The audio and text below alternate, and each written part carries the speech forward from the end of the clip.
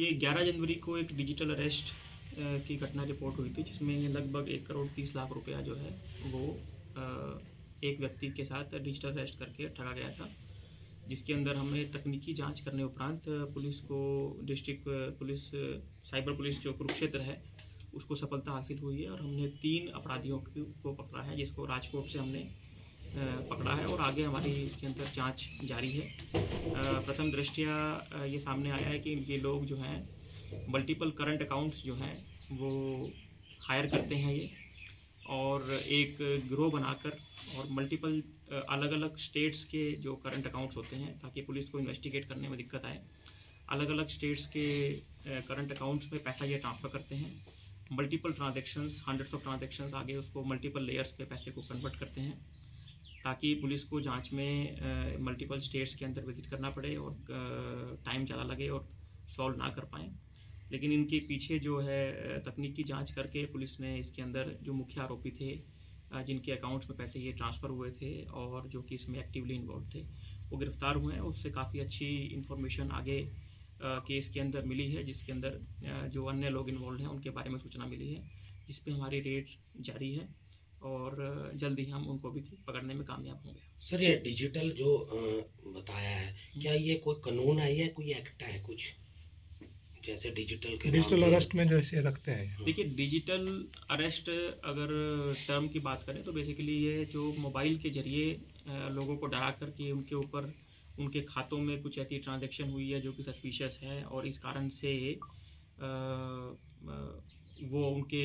हिरासत में हैं और उनको अपना फ़ोन ऑन रखना है और लगातार उनके संपर्क में रहना है और वो अपने पैसे जो हैं उनके खातों में ट्रांसफ़र कराते हैं, डरा धमका के उनको।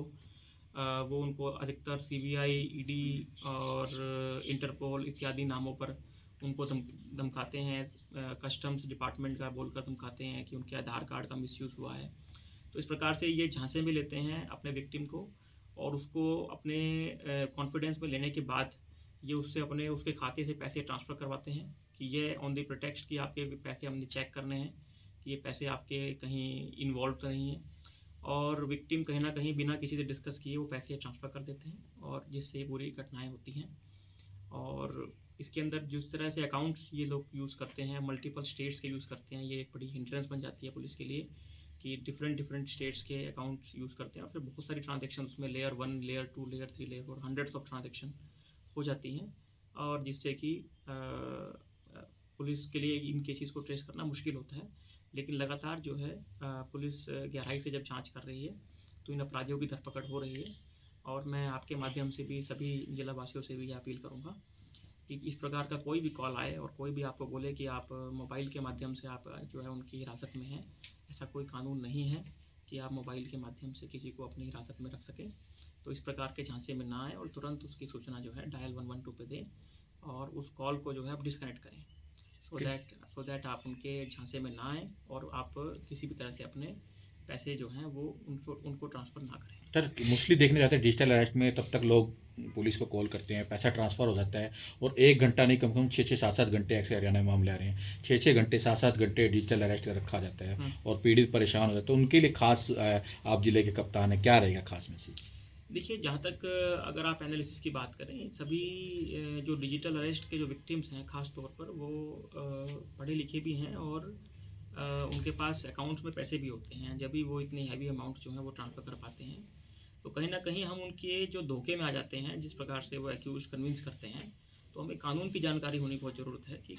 कोई भी ऐसा कानून नहीं है जिसमें आप फ़ोन के माध्यम से दूर बैठे किसी को आप अरेस्ट कर सकें।